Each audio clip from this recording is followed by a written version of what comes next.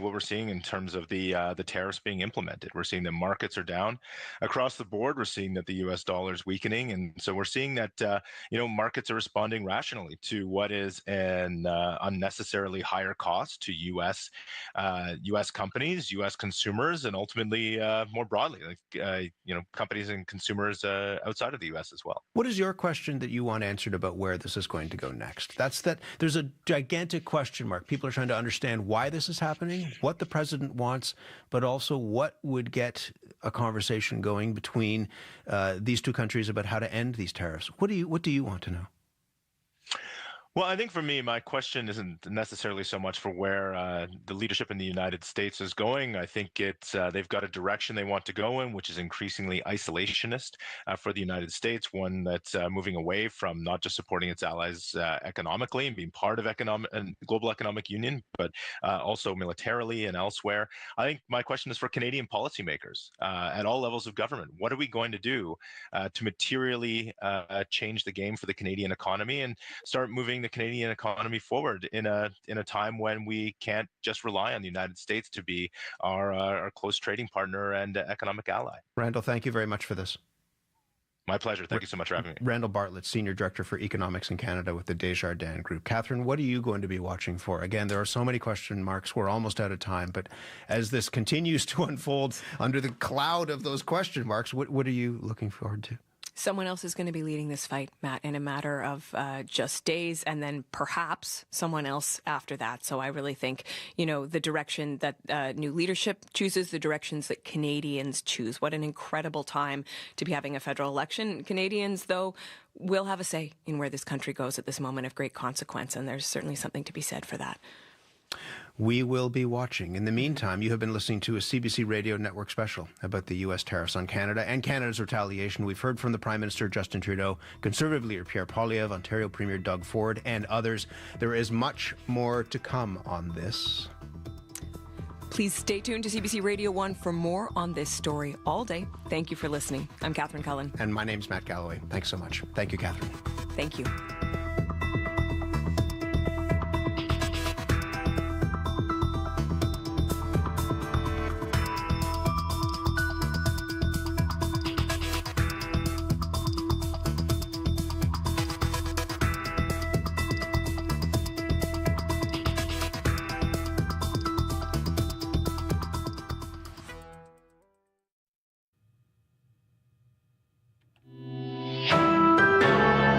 This is CBC News. Good afternoon, I'm Julie Buckingham. At 12 o'clock, it's cloudy and -4. Good chance of flurries this afternoon and wind gusting to 40. High of -3. Let's begin in Ottawa and Prime Minister Justin Trudeau. The United States launched a trade war against Canada, their closest partner and ally, their closest friend. At the same time, they're talking about working positively with Russia, appeasing Vladimir Putin, a lying, murderous dictator. Make that make sense.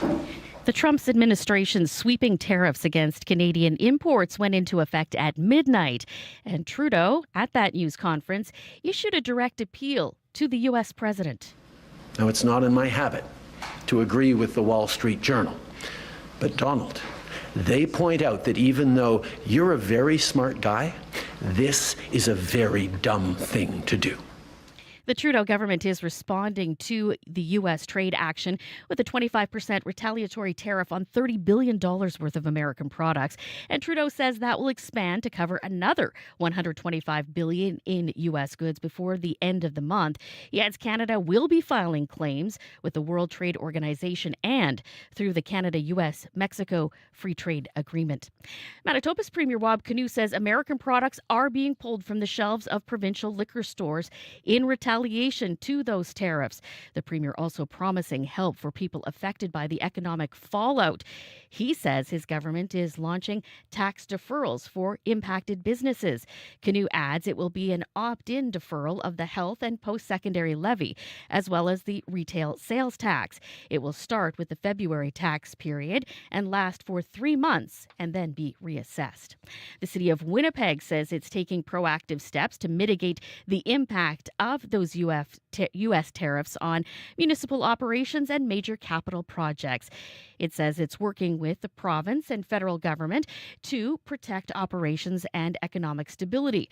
Winnipeg has a small number of contracts with U.S. suppliers, mostly for software support and transit bus parts, as well as specialized equipment, fleet, and water treatment chemicals. It is launching a new process to estimate and monitor costs of direct and indirect purchases of American goods. Manitoba farmers' biggest lobby group has been hard at the trade negotiations on both sides of the border. Colin Hornby is the GM of Keystone Agricultural Producers. It's hard to believe that the Trump administration's only been in place for 43 or 44 days. It feels like an eternity. Hornby says Manitoba's farm sector is much different than Eastern Canada. He wants to be sure the province is well represented at federal talks. Hornby says the provincial government can help the sector by speeding up the permitting process, allowing farmers to build plants to process their products. Hornby says Manitoba should offer PST-exempt fuel to all truckers, the same as it does for farmers. You can hear more from Cap right after this newscast on CBC's Radio Noon. As for the stock markets in the U.S., they are plunging today. The Dow Jones, the S&P, and NASDAQ are all in the red, and these losses have now wiped out all the gains that accompanied Trump's return to the White House. To other stories now, Winnipeggers can expect a big jump in their water and waste bills this year, but that increase won't be as big as what city staff are proposing. CBC's Cameron McLean reports. If approved, the City of Winnipeg's proposed sewer rate hikes would add $1,000 to the annual bill for a family of 4 by 2027. The city needs the increase to pay for provincially mandated upgrades to the North End sewage treatment plant. But Mayor Scott Gillingham says the increase is too high. He's proposing a one-time increase of about $18.67 per month, which works out to $168 this year. He will work with the provincial and federal governments to find other long-term funding options in order to lower increases in future years. The city is also changing the way it bills for solid waste collection, rolling garbage, recycling, and yard waste into a new waste management fee. The city's proposed waste collection fee would increase the bill by $161 for residential customers. But Water and Waste Committee Chair Ross Eady says he will put forward a motion to lower that fee as well. Cameron McLean, CBC News, Winnipeg. And Winnipeg's Bear Clan is teaming up with Crime Stoppers to help find more missing people. It means you could call Crime Stoppers to provide information about such cases. The Bear Clan's Angela Clausen says they also work with the Aboriginal Project, which posts info on its Facebook page. She adds last year her organization worked with 321 families. Out of those 321 people, we were able to successfully help locate 228, giving us a 71% success rate. We hope to build on that success rate with the help of Crime Stoppers and with our partnership of Aboriginal Alert. Clausen would eventually like to see the initiative expand across Canada. Your next local news is at 12:30. Turning to your forecast in Winnipeg, cloudy with a few scattered flurries today, the high of 3. Brandon, overcast, light flurries, and wind up to 40 kilometers an hour today. Temperature falling to -7. Dauphin, maybe some flurries, -4. Flin Flon, high of -5. In Thompson, overcast and high of -8. Churchill, maybe some flurries and -17.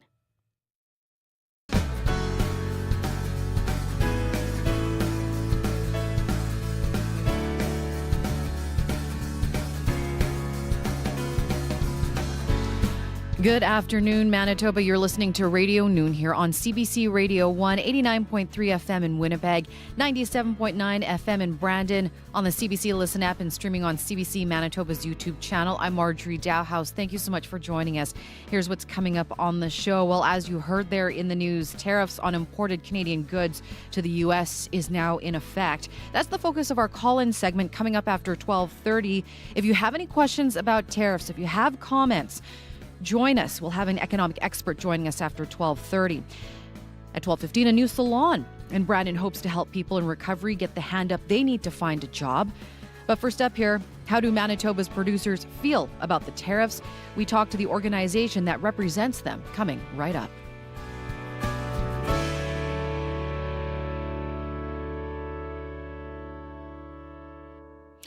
Reaction to the tariffs implemented by the United States is coming in fast and furious. Earlier today, Prime Minister Justin Trudeau spoke to Canadians about the trade war. Here's some of what he had to say. The United States launched a trade war against Canada, their closest partner and ally, their closest friend. At the same time, they're talking about working positively with Russia, appeasing Vladimir Putin, a lying, murderous dictator. Make that make sense. Canadians are reasonable, and we are polite, but we will not back down from a fight. Not when our country and the well-being of everyone in it is at stake. At the moment, the U.S. tariffs came into effect in the early hours of this morning, and so did the Canadian response. Canada will be implementing 25% tariffs against $155 billion worth of American goods, starting with tariffs on $30 billion worth of goods immediately, and tariffs on the remaining $125 billion of American products in 21 days' time. That is Prime Minister Justin Trudeau speaking earlier today. And the tariffs will have a direct impact on producers here in Manitoba. Keystone Agricultural Producers represents some of Manitoba's producers. Colin Hornby is the general manager of CAP, and I spoke with him earlier today.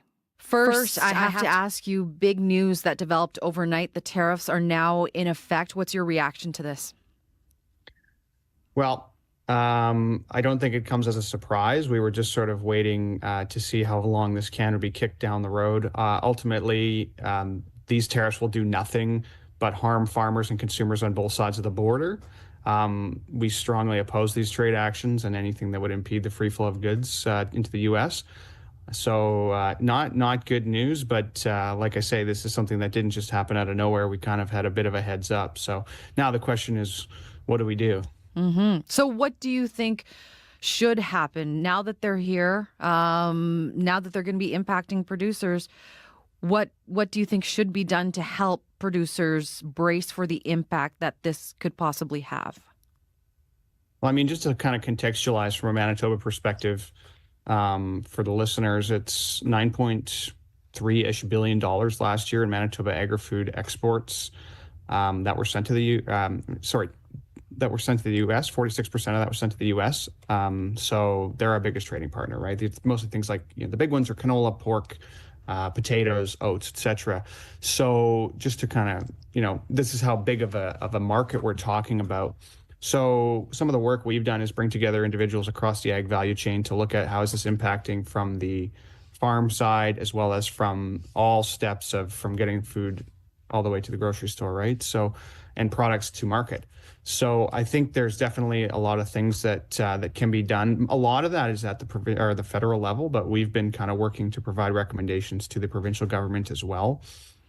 So, I mean, I'm happy to talk about some of those recommendations we have if you hear those. Let us know about some of those recommendations.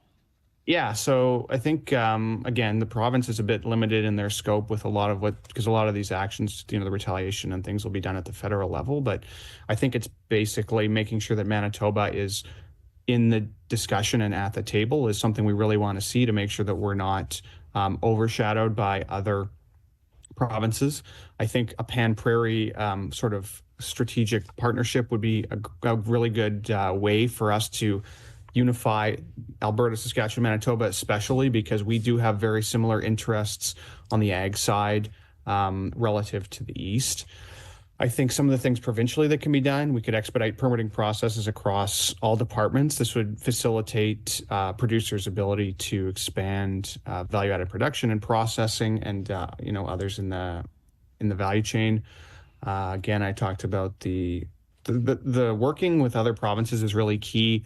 I think doing that to identify, we've identified, I think it's about 17 or 18 key U.S. states where we're sending a lot of products, and there's a lot of similarities amongst us Western provinces. But how do we leverage our shared interests and our footprints in the U.S. and other networks that we may have and our power, strength, and numbers to not only lobby our federal government for the West and for our interest, but also for going into those individual U.S. states and making sure that we can have those relationships. Another big thing I think that we could do would be to treat trucking companies the same way that when a farmer's taking ag products to market, where if they're using PST exempt gas. So if the province would be willing to do something like that, we'd really like to see that. And then there's quite a few things with the federal government that we could see that we'd like to see some leadership on, really to push things like improvements to some of the BRM programming, like agri-stability, and making sure that investments there in market development and diversification. And I want to ask you about the relationship with the states that producers here work very closely with. What do you think that will do to the relationship between producers and those American businesses and companies that, rely on the imports from Manitoba? Yeah, I mean, it is a two-way street. So, I mean, we also rely on them for inputs and things like that, for things that farmers are using on farm. But the relationships, I mean, we went down to Des Moines back earlier in January, and we spoke to a lot of American legislators and American industry, and I think that there's an understanding from those further down the totem pole, if you would, in government, who kind of understand more at the state level. They really understand the impact for their state's economy, for jobs. I mean, agriculture from Canada generates 1 million jobs in the U.S. So I think that there's no beef, pardon the pun, with from Canadians with state legislators or industry who know this is bad policy. So I think the relationships are resilient, but we could always keep building them and make sure that they know that Canadian exports are not going anywhere, and that we're ready to continue being a trading partner as much as the market will allow it to be. What have you been hearing from producers? I know that you're on the road today, but have you heard from them since the tariffs came into effect? Well, I guess in the past couple of months, as we've sort of seen this unfold a bit more, I mean, it's hard to believe that the Trump administration's only been in place for 43 or 44 days. It feels like an eternity. But I think, I've spoken to some producers over the past few weeks, and there's definitely concern. And, it's a lot of it is, well, how is this going to impact my operation? Because there is uncertainty, and there still is uncertainty today. Like, yes, we know the tariffs are there. What does that mean? If you're sending wheelings down, little baby pigs down to the U.S. because you have a contract with somebody in Minnesota or wherever it is, well, is it import duty now or a tariff going to be collected on every time a truck that's sending things across the border? Is there going to be that collected? How's that going to impact your relationship? I'm sure these conversations have already happened. I know that for sure, that farmers in Manitoba have already had these discussions with U.S. buyers. So it's not like the tariffs started and everybody is shocked or surprised.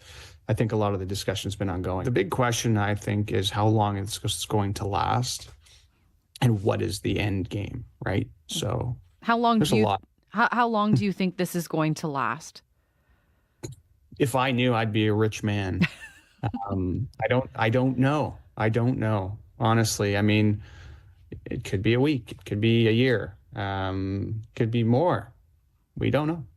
There's no way to say. So what are the next steps here? You talked about the recommendations there. How hopeful are you that some of those recommendations will actually be implemented? From our perspective in Manitoba, the provincial government has been willing to listen and have us at the table. So those discussions, I'm sure, will unfold over the next few days. But I think there's definitely opportunities where governments can show their ability to support the industries that provide so much to the Canadian and Manitoba economy. So I mean, I'm optimistic that we can get some actions taken that can support Manitoba farmers. What do you think about retaliatory actions? Think they're the right thing to do? That's difficult to say. I mean, we don't want to see retaliatory tariffs on things that are going to increase costs for farmers. If we put tariffs on equipment or parts that people need for their operation, well, we're essentially just increasing the cost. This is why tariffs are terrible policy, because it just increases the cost on everybody. So I think if retaliatory tariffs do take place, the question will be, how is the federal government going to distribute that revenue? Are they going to take that in? Are they going to distribute that to different industries? We would strongly encourage them to work with industry, all industries, that is, to make sure that if agriculture is impacted, that agriculture gets their piece of the pie, and that makes sure that Manitoba specifically is part of that. I know everybody's going to be asking for similar things, but what we need to make sure is that as businesses and industries, we don't fight with each other, because that's exactly what the other side would like. So if we stay united and we actually live up to the Team Canada approach, I think we'll get a lot more done, and we'll be able to weather this storm a lot easier. Colin, I really do appreciate you taking the time to speak with us today. Thank you so much for joining us. You bet, Marjorie. Take care. That is Colin Hornby, the general manager of Keystone Agricultural Producers. He joined me via Zoom earlier today. Now, coming up during the Colin segment of Radio Noon, we will be talking about tariffs. Fletcher Berger, associate professor in the Department of Economics at the University of Manitoba, will be my guest. We'll answer your questions that you have on tariffs.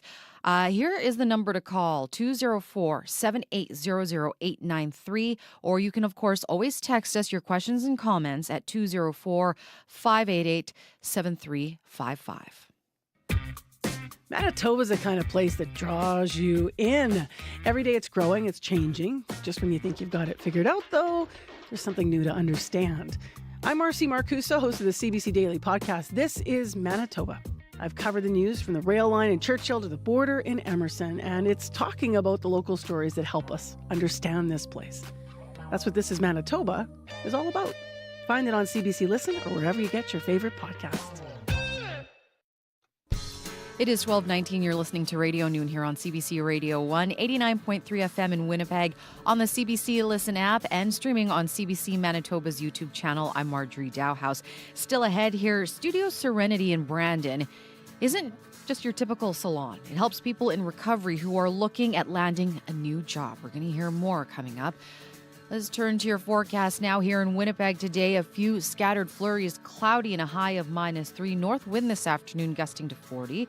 Clearing overnight to a partly cloudy sky, a low of -12. Tomorrow, mix of sun and cloud and a high of -1. Thursday, even cooler, high of -4. Mix of sun and cloud, but there is a slight chance of flurries early in the morning. Current conditions around Manitoba at this hour. Light snow in Brandon at -6. -20 for you in Churchill under a mainly sunny sky. Dauphin cloudy, -7 with a north-northwest wind gusting to 30 right now. Flin Flon, partly cloudy and -8.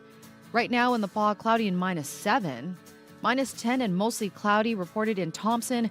And in Winnipeg, at the airport, we're seeing light snow, currently -4 there, also -4 at the Forks. Riley Lachuk will join us coming up here after 12:30 for the very latest on your forecast.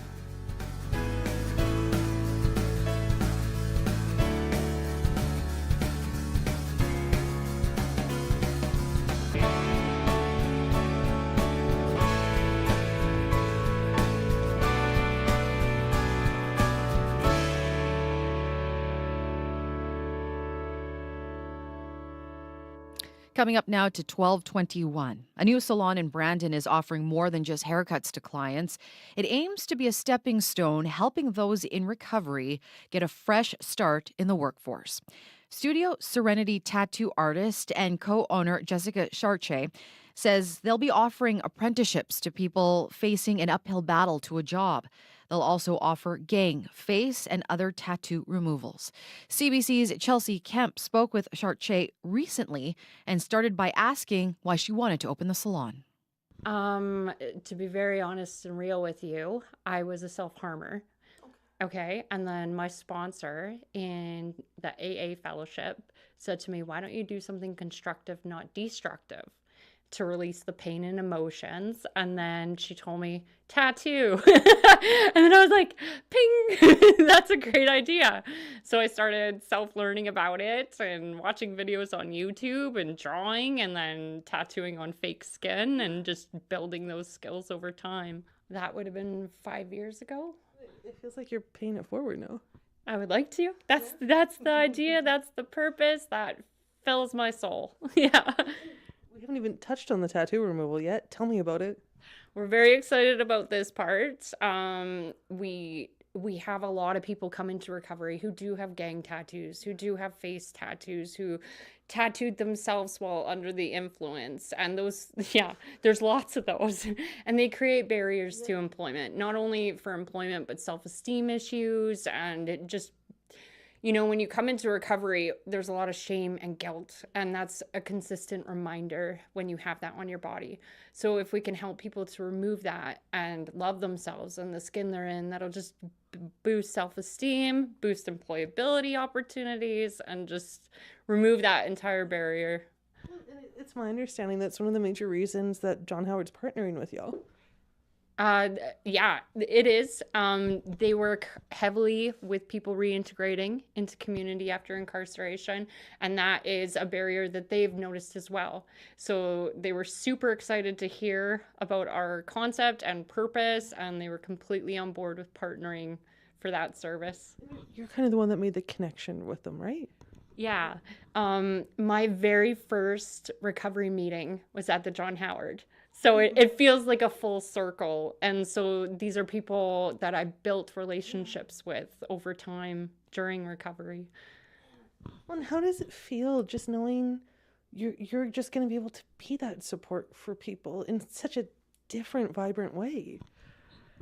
Oh, it's exciting. It's exciting, but not only like I don't take credit for all of it. I give a lot of credit to God, but also to the people who are showing up for themselves, right? Like the people who are consistent coming to meetings and who have that ambition and motivation to live a different life. They're the ones that are going to reach others. So if I can inspire one or two and then they go and inspire one or two, and then it just has the butterfly effect across the community. That is Studio Serenity co-owner Jessica Chartier. Chelsea also spoke with Sasha Boyd, also co-owner of Studio Serenity. Here is Chelsea speaking with Boyd about how she got into teaming up with Chartier. Jessica was my sponsor. I came into recovery almost 2 years ago, and Jessica became my sponsor, and then, you know, we just got stupid close, and I got super lucky having a sponsor that became my best friend. That doesn't always happen every day, but she definitely saved my life. And then last summer she came up with this idea of opening Studio Serenity, and you know, I didn't really know where I wanted to go with life again. I didn't know if I wanted to do hair again or what I wanted to do. And I knew that I loved, you know, I was looking into either being something to do with recovery, addictions, something like that. And then when she threw this idea at me, I was like, why not? That sounds awesome. How long have you been styling hair for? Since I was 19, and I'm 35 now. So a lot of years if you want to do that math. Yeah, pretty much. Yeah. You know, I did it on and off. I tried a couple different things in life, but something just kept drawing me back to hair. Every time something draws me back to this chair. So, yeah. Does it feel different being in Studio Serenity? It feels like home, honestly. Yeah, it feels really good. It feels, I'm comfortable. I feel safe. I feel like I'm going to make a difference. Like it doesn't, you know, it's not like working for those companies where it's a chain. I love that it's local. We're supporting local. You know, we're starting somewhere that something fresh, something new, something different. Like what kind of clients are you guys hoping to see walk through? Any clientele, honestly. Everyday people, anyone. Definitely the recovery community is someone who we reach out to and advocate to. It's a safe space for them to share, feel comfortable. You know, lots of the time conversations in our chair isn't just about a haircut or, you know, they definitely ask some mentoring questions and share how they're feeling or ask those kind of questions. So, yeah.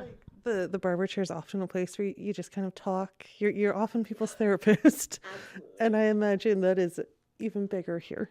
Yeah, it's huge. Yeah. I thought I always said that, you should have to take like some kind of psychiatry course when you're a hairdresser. I have people share all sorts of things in my chair, but definitely more even now. And I've come used to that with the recovery community, running 3 recovery meetings a week. So that's something I've gotten quite used to actually over the last couple of years.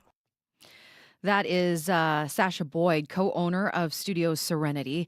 Studio Serenity also partnered with the John Howard Society to offer tattoo removal of gang, facial, and other tattoos.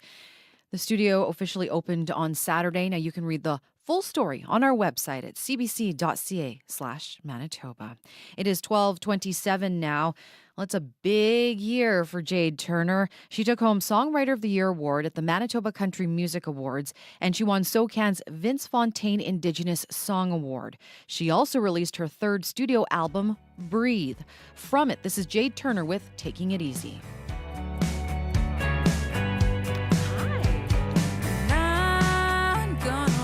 This year has been pretty hard, but I learned a lot. I'm proud I've come so far. Sometimes life just pushes you around, but I know my worth. I'll straighten out my crown.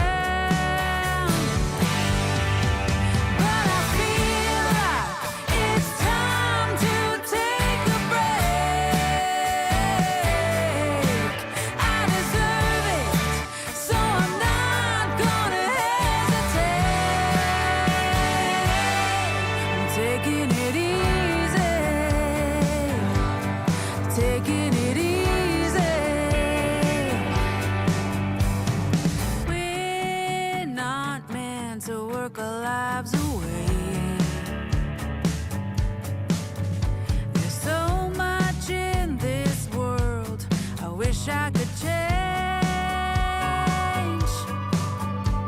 I need to learn to take a chance, to go out and laugh, to go out and dance. And I feel like it's time to take a break.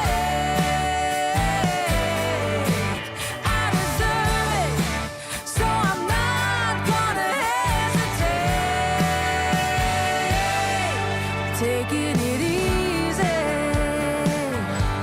I'm taking it easy. That is Jade Turner with Taking It Easy. Coming up in the call-in segment, we're going to take your questions on tariffs. The number to call, 204-780-0893. You can also text us at 204-588-7355. Fletcher Berger, Associate Professor in the Department of Economics at the University of Manitoba, will join us for our call-in segment. Stay with us. Your CBC Local News is next. This is CBC News. Good afternoon. I'm Julie Buckingham. In Winnipeg at 12:30, it's -4 and cloudy. Few scattered flurries today with a high of -3. Canada not backing down from a fight. That message from Prime Minister Justin Trudeau today. It comes after U.S. President Donald Trump's long-threatened tariffs went into effect overnight. Trudeau says he's imposed 25% retaliatory tariffs on $30 billion worth of American products. He adds Canada will continue to support Canadians no matter the cost, as economists warn a recession looms if U.S. levies remain. Manitoba farmers are worried about the impact of retaliatory tariffs. Colin Hornby is GM of the Keystone Agricultural Producers. He says Ottawa must have a fair system to return the money collected to the industries hardest hit. But what we need to make sure is that as businesses and industries, we don't fight with each other, because that's exactly what the other side would like.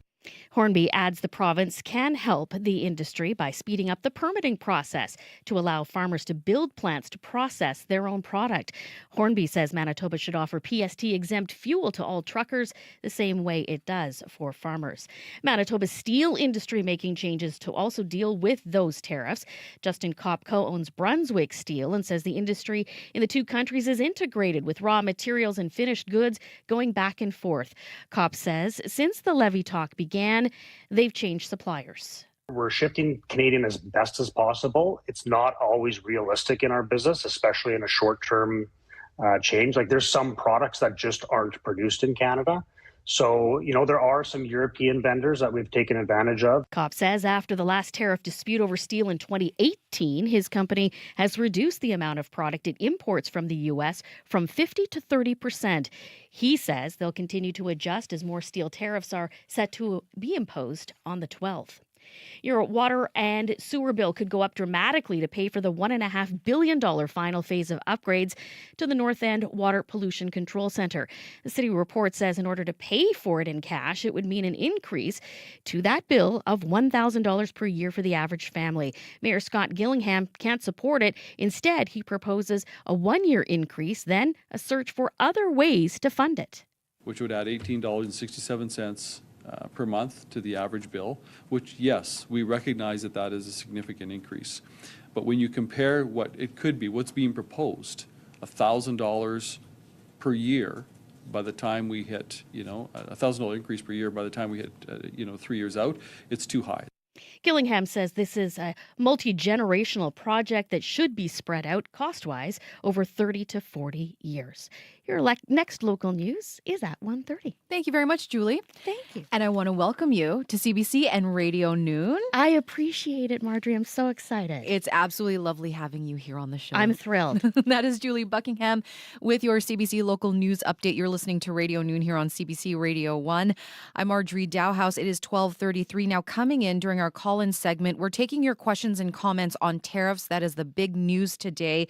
Fletcher Berger, Associate Professor in the Department of Economics at the University of Manitoba, will join me. The number to call, 204-780-0893. And you can also text us at 204-588-7355. Let's turn our attention now to the forecast. And CBC weather specialist Riley Lachuk joins me now. Riley. Gloomy. It's cool out there. Yeah. I thought, I thought the groundhog said that spring was coming. So, you talked about flurries in the forecast, so where is it? Yeah, it feels cool out there, but we've been spoiled. This is seasonal. This is actually seasonal. Okay, so this for is this time of the actual year. normal. This is actual normal for this time of the year. We've just been really spoiled the last week or so. So my expectations were a little lofty. I think everyone's, after that cold snap, I think everyone's expectations were a little bit on the lofty side. But yeah, we're not going back into that minus 30 cold, but certainly this seasonal weather does feel cold compared to what we've seen. Doesn't last long. We're back into above seasonal as we get into the day tomorrow.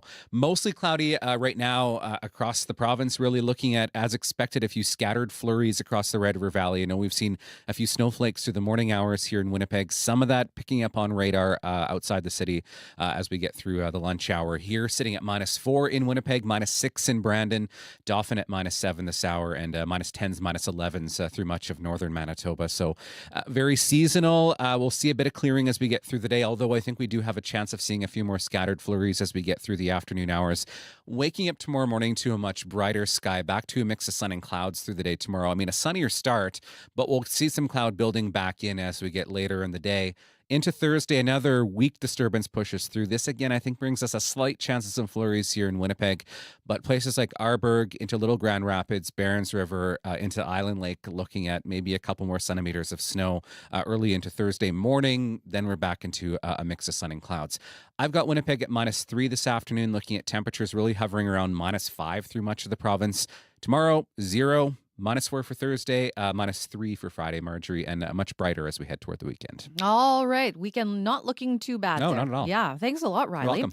That's CBC weather specialist Riley Lachuk. And Riley will, of course, have more on your forecast coming up this afternoon as well on Up to Speed. 12:36, you're listening to Radio Noon here on CBC Radio 1. On the CBC Listen app and streaming on CBC Manitoba's YouTube channel. I'm Marjorie Dowhouse. So we've been hearing a lot today in regards to the tariffs that President Trump has slapped on Canadian goods.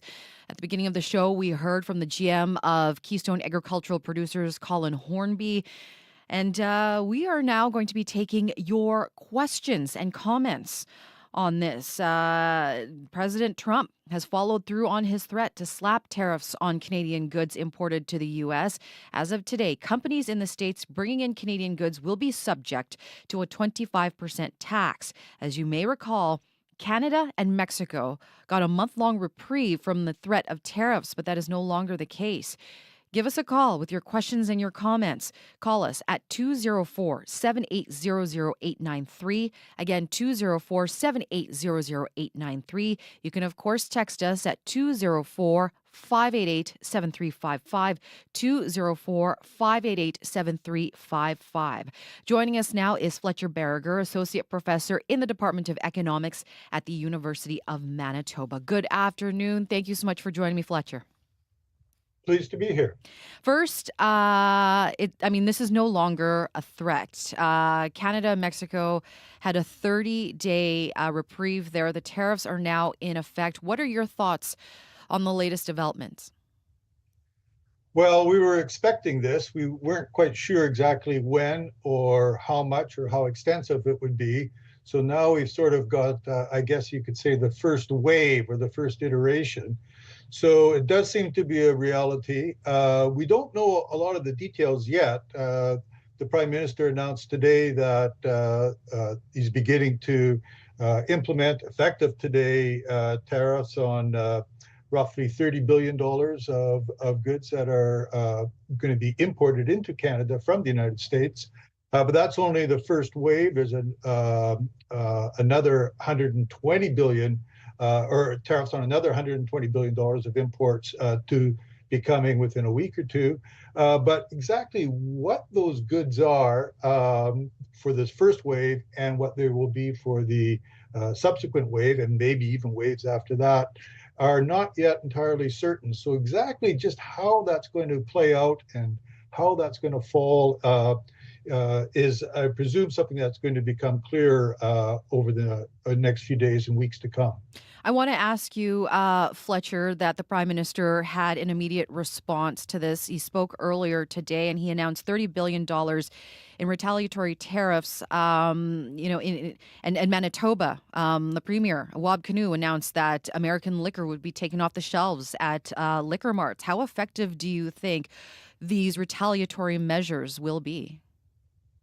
Well, I think initially they're not going to be too effective for the United States as a whole. The United States economy is a really huge economy, and it's 10 times the size of the Canadian economy. And then the tariffs that we're putting on selected goods, at least in the short run, are hitting bits and pieces of the U.S. economy. For those industries or communities that are being hit, they will certainly feel the effect, but it's going to take a while, I think, for that effect to show up in sort of general prices of American buyers, whether consumers or businesses. And also it's going to take a bit of time for the full effect of that to sort of percolate through in terms of living standards, perhaps business profitabilities, perhaps employment, and to get the political message sort of through to decision makers in Washington. I think one thing that we've seen in the last, in the first month of the Trump administration is that although tariffs are a huge and almost existential challenge and threat to Canada, it's only one of a whole range of initiatives that the Trump administration has sort of unleashed. the New Yorkers sort of refer to it as whacking the beehive, and suddenly you get all these sort of menacing bees in the air, and it's really hard to sort of focus. It's a sort of a reactive and chaotic situation. So for the concern of Canadians to sort of really make a imprint on a whole wide range of decision makers in Washington, this is just sort of one concern of them among many. And so I think it's important that we make that reaction and that we stick with it, because I think eventually the economic effects will have an influence. Fletcher, we have a call from Martin. Martin's on the line now. Hi, Martin. Thank you for joining us. What's your question and comment? I'm on speakerphone now. Tell me if that's okay, or if there's a feedback, an echo feedback. Oh, no, we can hear you fine, Martin. Yeah. I'd like to make sort of a general comment. First of all, as I told, I guess it was your producer who answered my call, I felt inspired by Prime Minister Trudeau's words today at the press conference. He was decisive and bold, and acting near the end of his term in a very prime ministerial fashion. I felt, I know for a fact that he feels so strongly that what is happening is wrong, and I would say criminal as well. So let me just say kudos to him, as well as to Premier Doug Ford in Ontario, and even the comments afterwards by Conservative Party leader Pierre Poilievre, although I don't vote Conservative. So I think what these tariffs and this economic war, which I like to call it, being waged by this criminal president in the White House, has done is help to unify our country in a way that I've never seen before. And I'm an older guy, been around for a long time, and it's inspiring. So, having said that, let me also add, and perhaps your guest could comment on that as well, that now we can not only diversify our economy, but I think distinguish ourselves even more from the United States of America as a society. I don't have all the answers, but for instance, there's an article in today, and thank you for allowing me to go on like this for a little bit. There's an article today in the Winnipeg Free Press by Barry Prentice from the University of Manitoba. He's a transportation expert, talking about the airships that he's been proposing for a long time as a means of transporting heavy goods to the north. I think we should actually, instead of just talking about it, the government should be going full bore ahead with this sort of idea. I think with the hydroelectric power we have in Manitoba in particular, why don't we consider having an electric railway, at least through the prairie provinces, going up to Churchill to help transport our goods to these diversified markets that are being talked about. So, and then socially too, there are things that we can change. But I just wanted to put that into the conversation, and I'll stand off now. Thank you so much, Martin. Let's get Fletcher to comment on that. And you heard quite a bit there from Martin, Fletcher. The Prime Minister's words, he was very blunt. It felt like very blunt today, a sense of unity. When you hear about everything that Martin touched on there, what do you think? Yes, a lot of interesting points were raised. I do think, and I agree that I think from the comments, at least the comments that I've heard from various political leaders, both at the federal and provincial levels so far, is that I think they are expressing and capturing a sentiment that's felt fairly widely across the nation, and that is, I think, heartening and stirring, despite not at the same time not downplaying the magnitude of the economic challenges that we're facing. Picking up on those economic challenges and in sort of response to the comments, I think a lot of good points are made there. Certainly, I think the challenge now is in part to look at ways to diversify parts of our economy and certainly parts of our trading economy. It's not easy to do in the short run, of course, in general, because in part, ever since, well, even before the free trade agreements were signed in 1989 and then NAFTA in 1994, but this has been decades of an environment in which there have been strong incentives to deepen trade lines and the flow of goods and services on a continental basis. And so businesses at all different levels have adjusted to that and tried to find ways to take advantage of that and exploit the opportunities that are offered. Now, suddenly, it's that whole model is very much up in the air, and certainly with the initiation of at least of this round of the trade wars, that suddenly that model just doesn't seem to be applicable, at least at the moment. So it's a big challenge for businesses. Certainly, they've been looking at alternatives. We've heard responses over the last couple of weeks from various spokespersons of businesses indicating that they have been looking for alternatives, finding alternative distribution lines, supply chain lines, other markets, other sources of supply. That process will undoubtedly get an additional boost at the present, and I think some support perhaps from different levels of government will be important for that as well. But it is going to take time, and there are going to be some adjustment costs, and I think that part of that is to provide those businesses with the resources in order to have the time to make the short and medium-term changes that are in their long-term interest. So that's part of it. Part of that, though, is, of course, if we're reorienting our trade networks, then we need to reorient our transportation systems and transportation networks and maybe strengthen further the east-west channels, perhaps the outlet in Manitoba through Churchill to Hudson Bay, and also consider other modes of transport that perhaps we as Canadians can start to exploit. Electrified rail service, airship transports. These are all, I think, possibilities that warrant, I think, a renewed look and a serious look, and especially in line with perhaps developing further markets and international destinations for Canadian goods. Fletcher, we have another caller on the line. Stuart joins us now. Hi, Stuart. Hi, thank you for taking my call. And basically what I would like to say is that, as your guest said, retaliatory tariffs are a kind of conventional response to tariffs that are imposed on our goods that we ship to the United States.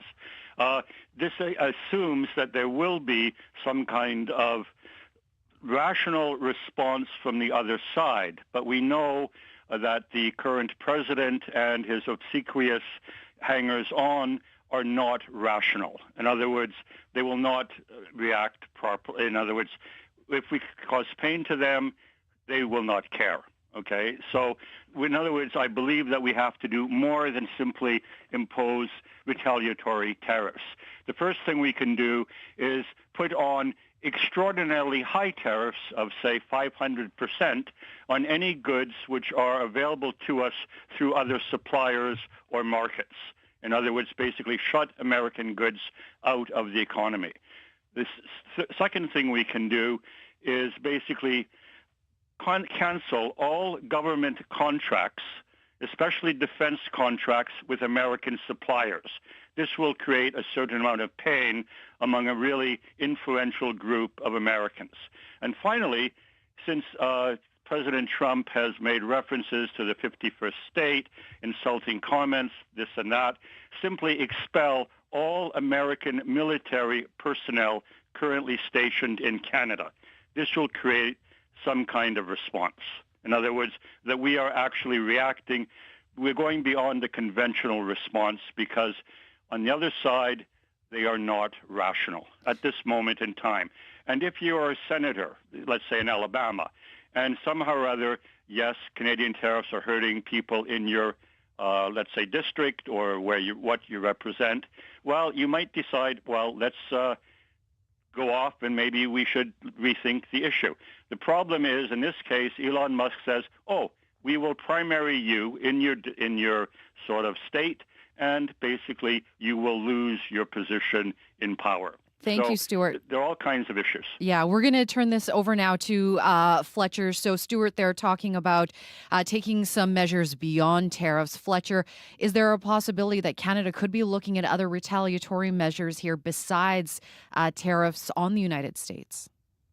Yes, I think that's very much in the cards. I think advisors have been suggesting that really, if it is going to be some form of a economic trade war, then one has to consider sort of the whole range of measures that might be deployed, recognizing, of course, that these measures, if they are deployed, involve a cost to Canadians as well as to others.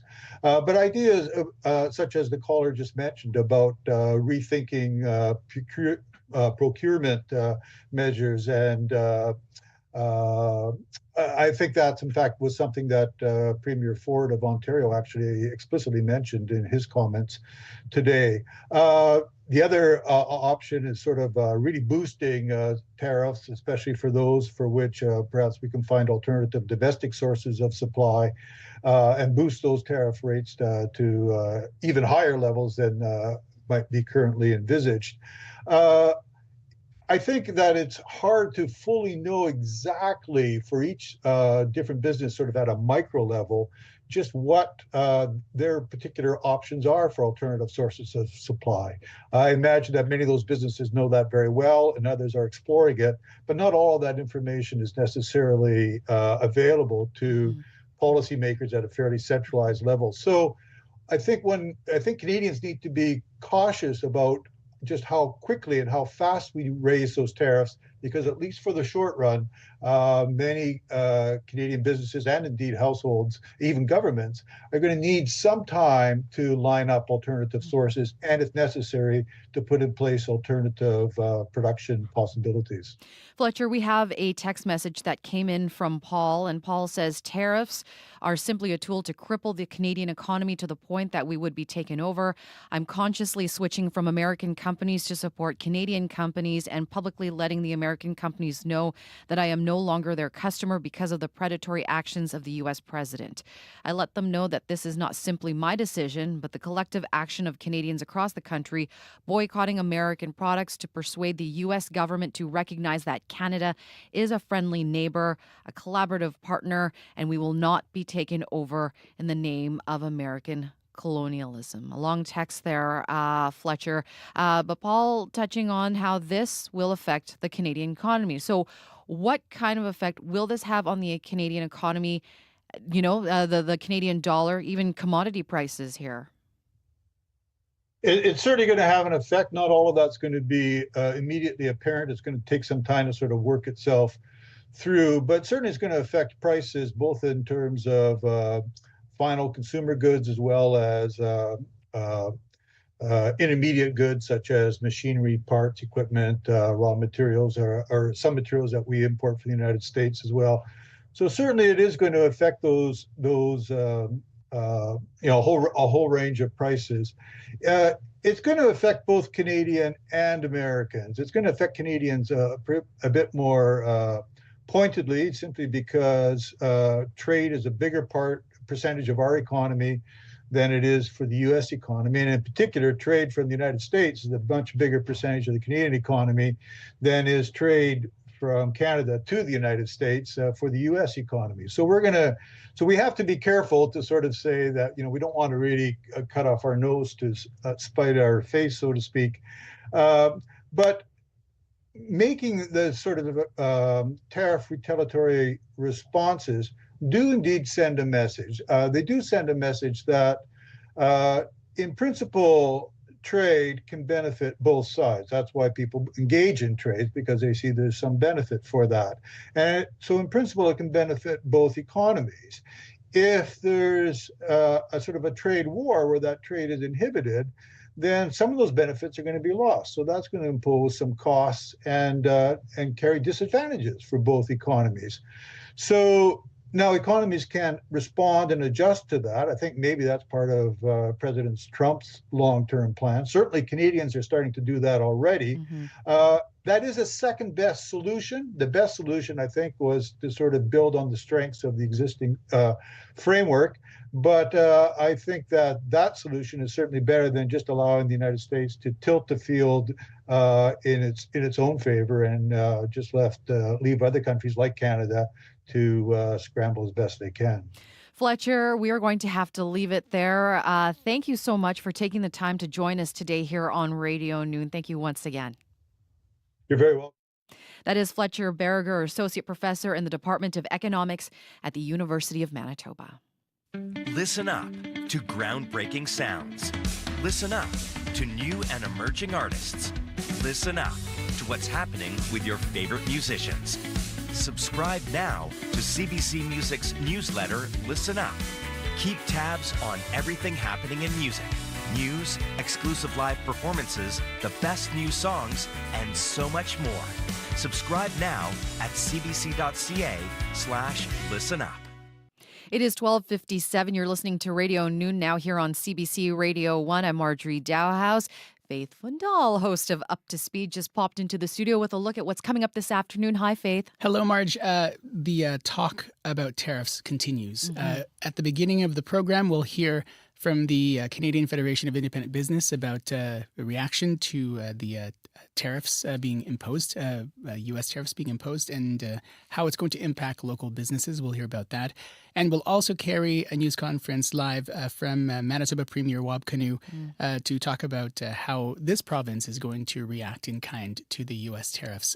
So a lot of talk about tariffs today on the program, but we do have other things to talk about so people can have a break from the tariff talk. So you have to tune in for more on that coming up. Absolutely. Thanks a lot, Faith. Thank you. Faith Fundal, host of Up to Speed. Tune into CBC Radio 1 this afternoon from 3 to 6 o'clock. Well, thank you so much for tuning into Radio Noon today. Thank you for your calls and comments. I'm Marjorie Dowhouse. Thank you so much to our incredible crew who worked on the show today. Marshall Hodgkins, Sierra Sanders. Our YouTube live stream is Travis Peterson. Have a wonderful afternoon. We'll talk to you again tomorrow. And stay tuned here to CBC Radio 1 coming up next, Unreserved. Have a good one.